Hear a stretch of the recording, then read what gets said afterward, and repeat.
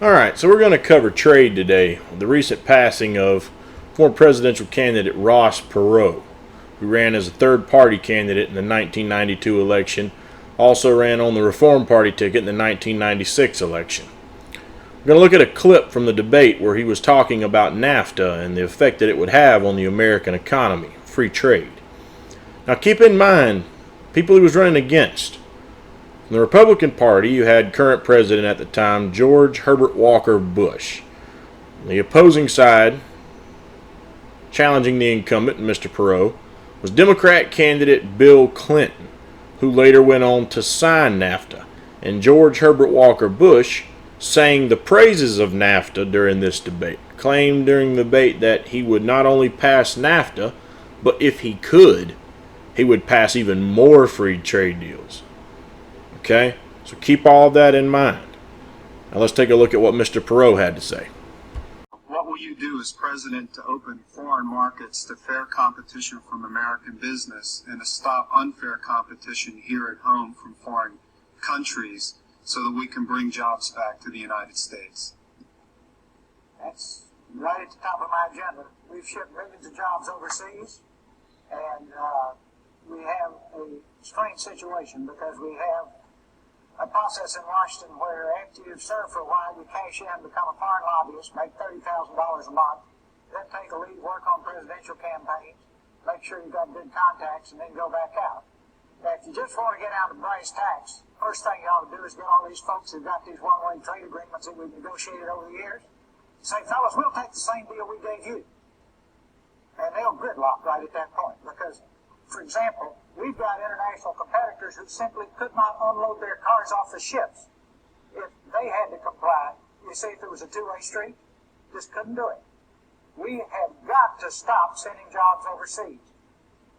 To those of you in the audience who are business people, pretty simple. If you're paying $12, $13, $14 an hour for factory workers, and you can move your factory south of the border, pay $1 an hour for labor, hire a young 25, that's assuming you've been in business for a long time, you've got a mature workforce. Pay $1 an hour for your labor, have no health care, that's the most expensive single element making a car, have no environmental controls, no pollution controls, and no retirement, and you don't care about anything but making money, there will be a giant sucking sound going south. So if the people send me to Washington, the first thing I'll do is study that 2,000-page agreement and make sure it's a two-way street. Spot on. Spot on. What NAFTA did to jobs in the American economy, you might think we did well financially under Clinton, and we did come out with a trade surplus. But it took a little while for the true impact to really hit, and by the time the 2008 presidential elections had came along, people were campaigning against NAFTA. It was something that Trump used to just batter Hillary Clinton with in the debates. The support for the TPP, GATT, NAFTA, all those bad free trade deals. Ross Perot was spot on. It cost the United States millions of jobs. And one of the biggest industries that was hit with this was the textile industry. An industry members of my own family made a living from. What we call in the South cotton mills began to close up one after the other. But they weren't the only ones. There's been loads and loads of jobs sent to Mexico within the last decade to 2 decades. And NAFTA is one of the biggest reasons for why. Keeping that in mind, a lot of people like to blame Bill Clinton for NAFTA just because he signed it. However, let's listen to what George Bush, Senior Bush, by the way, had to say about it. In this global economic slowdown, has been our exports. And what I'm trying to do is increase our exports. And if indeed all the jobs were going to move south because they're lower wages now, and they haven't done that. And so I've just negotiated with the President of Mexico the North American Free Trade Agreement and the Prime Minister of Canada, I might add. And I want to have more of these free trade agreements because export jobs are increasing. far faster than any jobs that may have moved overseas. That's a scare tactic, because it's not that many. But anyone that's here, we want to have more jobs here, and the way to do that is to increase our exports. Some believe in protection. I don't. I believe in free and fair trade, and that's the thing that saved us.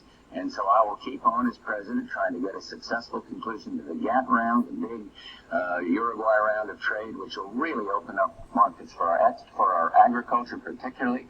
I want to continue to work after we get this NAFTA agreement ratified this coming year. I want to get one with Eastern Europe. I want to get one with Chile. And free and fair trade is the answer, not protection. And as I say, we've had tough economic times, and it's exports that have saved us, exports that have built it. Governor Clinton. Well, what can I say? Maybe it's something about the Bush family, where they just are not the brightest of folks. I don't know. Daddy Bush definitely always struck me as the smarter of the two George Bushes. But let's just break this down step by step. His very first comparison was that, well, if they're going to leave for lower wages, well, the wages are lower now, and they hadn't done that. Yes, because you don't have a free trade agreement with them. In other words, something that old school Democrats used to pitch for a long time ago. And to be fair, there's some on the Democrat Party who still pitch for it today. Protectionism, tariff taxes. And there's not only just people on the Democrat side who are using tariff taxes and using them well today. There's one other person who was heavily criticized by a lot of people on the right for using tariff taxes, and that was President Trump. I agreed with using tariff taxes all along. Now, why you would use tariff taxes, it's a different story. But everybody on the right tried to criticize President Trump for saying, you're going to start a trade war. People just like George H.W. Bush. Well, there's a reason why those jobs didn't go at that point, Bush, because of the wage difference and the tariff taxes. Yes, they could have gone over there and paid cheaper labor, but there was tariff taxes at the border so that by the time that product hit the shelf over here, it couldn't outdo the American-made product in price. It was protecting our own made products here at home, so these workers weren't put out of work. Okay? But Ross Perot explained it perfectly. A corporation's bottom line is always going to be to make profits. That's the end-all, be-all if you're running a business. Okay? So when you got the opportunity to go to another country, make a product, the fraction of the cost it would take to make it here, and that's for multiple reasons: the pay, the benefits, the worker unions, if you're a union company, things like that. OSHA, the environmental protection laws. You can go to a country like Mexico and you don't have to comply with half of that crap. You make it so cheap. You work the people long hours, long days for low pay and hardly no, if any, benefits. And then you can sell it and ship it back into this country with no tax at the border. Sell it for a price maybe even similar to an American-made product, but probably you're going to sell it for less. People are going to go to the store and see the cheaper of the two. They're going to buy that product. It puts the American-made products out of business. And what's it all about? Greed. And who's funding the two big political parties right now? Those same corporations who have millions and millions of dollars laying around to pump into super PACs to get these people elected. So of course, they want the free trade agreements. It helps them line their pockets. It hurts the American worker. Okay? So Bush has just got this dead wrong. Now, where he was partially right, when he mentioned Europe, for example, if you're wanting to free trade with a country who has an economy that's doing just as well as ours, the people are making good money, they're not living in poverty, there are good laws protecting the workers, they're following regulation. If their economy is somewhat just even close to what our economy is, then you're not going to really hurt the American worker, because there's no incentive for them to go over there for the cheap labor. The cheap labor is only in a country where their economy is not doing as well as ours, where people are having to work long hours to make ends meet, where there is no regulation, where there is no minimum wage, or at least at that time. That is the key difference, and that was not brought up. So if anyone was trying to use scare tactics, I guess you couldn't really call it a scare tactic, but it's a deflection. He's making a straw man with that argument. It's a complete false argument based on false facts. All right? Now let's look at what Bill Clinton had to say about trade. In a few moments, I will sign the North American Free Trade Act into law. NAFTA will tear down trade barriers between our three nations. It will create the world's largest trade zone and create 200,000 jobs in this country by 1995 alone. The environmental and labor side agreements negotiated by our administration will make this agreement a force for social progress as well as economic growth. Already the confidence we've displayed by ratifying NAFTA has begun to bear fruit. We're now making real progress toward a worldwide trade agreement so significant that it could make the material gains of NAFTA for our country look small by comparison. Today we have the chance to do what our parents did before us. We have the opportunity to remake the world. For this new era, our national security, we now know, will be determined as much by our ability to pull down foreign trade barriers as by our ability to breach distant ramparts. Once again, we are leading, and in so doing, we are rediscovering the fundamental truth about ourselves. When we lead, we build security, we build prosperity for our own people. We've learned this lesson the hard way. Twice before in this century, we have been forced to define our role in the world. After World War I, we turned inward, building walls of protectionism around our nation.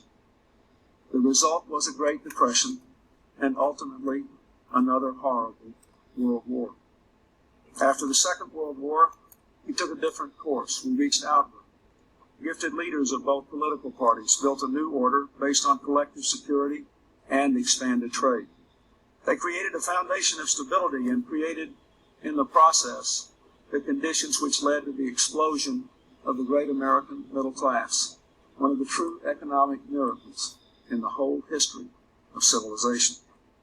Their statecraft stands to this day: the IMF and the World Bank, GATT, and NATO. In this very auditorium in 1949, President Harry Truman signed one of the charter documents of this golden era of American leadership, the North Atlantic Treaty that created NATO. In this pact, we hope to create a shield against aggression and the fear of aggression, Truman told his audience, a bulwark which will permit us to get on with the real business of government and society, the business of achieving a fuller and happier life for our citizens. Now the institutions built by Truman and Atchison, by Marshall and Vandenberg, have accomplished their task. The Cold War is over. The grim certitude of the contest with communism has been replaced by the exuberant uncertainty of international economic competition. So basically, you heard a lot of political talk. It sounded very nice. He didn't really go in and sing the praises very clearly and give a ton of expectation on just exactly what NAFTA would do. He just gave the impression it would be great for the country and great for the economy. You also may be noticing that that particular clip was not from the 1992 debates. Obviously, it was when he was within minutes of signing NAFTA, and you would be correct, because in the 1992 debates, he actually didn't really touch the NAFTA subject very much, okay? He was very careful to avoid that one, all right? So with that being said, he signed it into law, okay? He signed it into law. He said it was going to be great. Now, let's take one moment and look at a chart, okay, to see just what effect that it had on the country.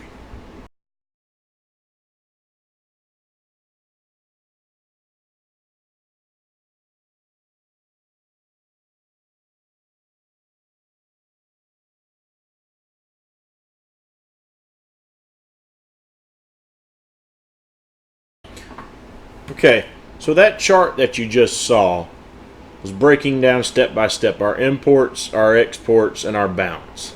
And as you can tell, the balance went down each year after NAFTA started.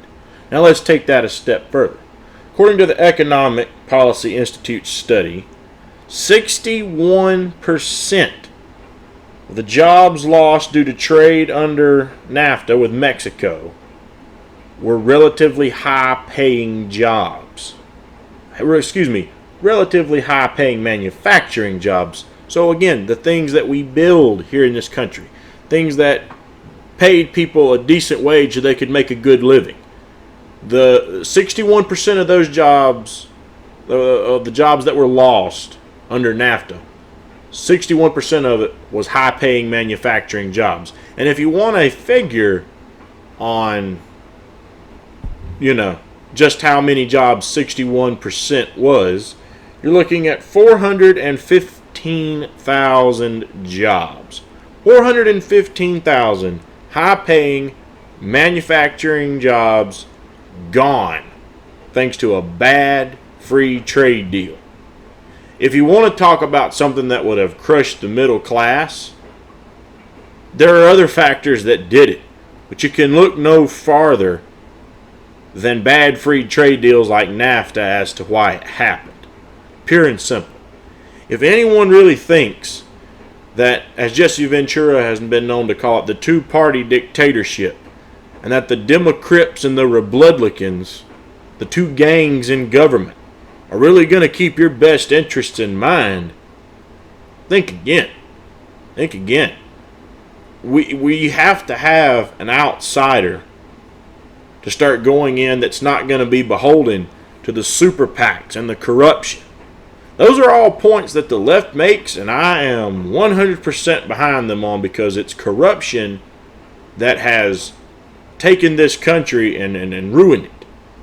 Outsourced all of our jobs. Now, under President Trump, these jobs are starting to come on back in. And I told people all during the 2016 season, after I was called a racist and everything in the book for supporting President Trump, that the big thing that it came down to with me was the economic policy.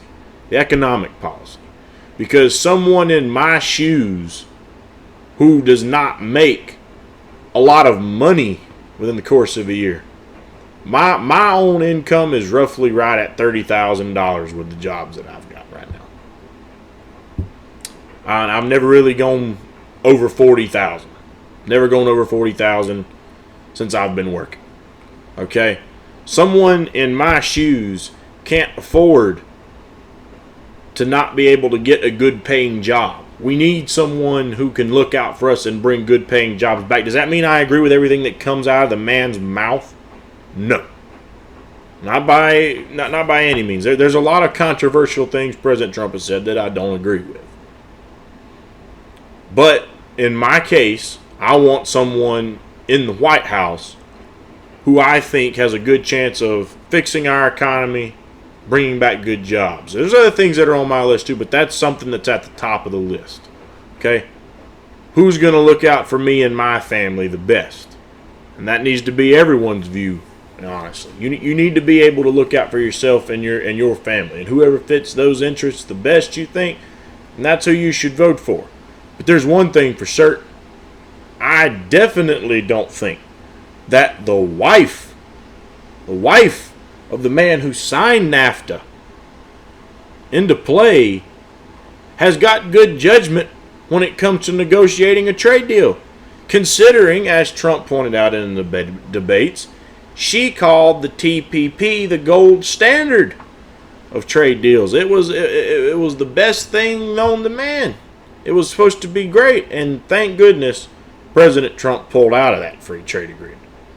But the Obama administration, after bashing NAFTA on the campaign trail when he ran against Hillary in 2008, mind you, after bashing NAFTA, it was his administration who wanted to pass the TPP, and it would have been another disastrous free trade deal. Pure and simple. Okay? People have got to wake up in this country and stop thinking that either party with the corrupt, highly funded swamp politicians are going to fix this economy. No. As long as they have all the rich donors funding their campaigns, they're beholden to those donors, and they will do whatever the donors ask them to do so that those wealthy businessmen keep that money coming in, keep all those new revenues coming in. People like the Jeff Bezos of the world who get out with paying no federal taxes. Okay? People like that are going to keep this system going just as long as they can, and they can get away with it. Okay? That being said, if you like the video, please like and share. Please subscribe to the channel, and if you've got any comments on the video or if you have any questions about it, please drop some comments below. We'll see you next time.